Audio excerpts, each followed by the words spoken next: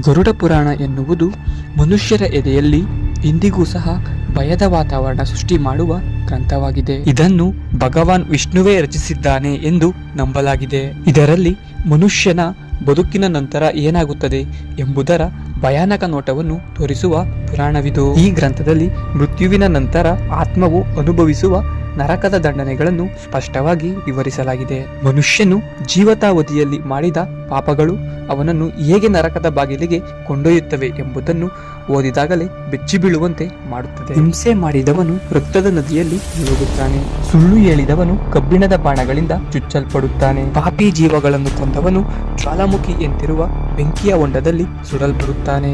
ಈ ಪುರಾಣವನ್ನು ಓದುವಾಗ ಮನುಷ್ಯನಿಗೆ ನಾನು ಮಾಡಿದ ತಪ್ಪುಗಳು ನನ್ನನ್ನು ಯಾವ ದಿಕ್ಕಿಗೆ ಕರೆದೊಯ್ಯುತ್ತವೆ ಎಂಬ ಭಯವನ್ನು ಹುಟ್ಟಿಸುತ್ತದೆ. ಅದರಲ್ಲಿ ಬರುವ ನರಕದ ದೃಶ್ಯಗಳು ಮಾನವನ ಮನಸ್ಸಿನಲ್ಲಿ ಚಂಚಲ ಉಂಟು ಮಾಡುತ್ತದೆ. ಜೀವನವು ನಿಜವಾಗಿಯೂ ಅಲ್ಪಕಾಲದ ಅತಿಥಿ ಎಂದು ಅರಿವಾದಾಗ ಪಾಪದಿಂದ ದೂರ ಉಳಿಯಬೇಕೆಂಬ ಭಯ ಹಾಗೂ ಎಚ್ಚರ ಓದುಗರ ಮನದಲ್ಲಿ ಮೂಡುತ್ತದೆ.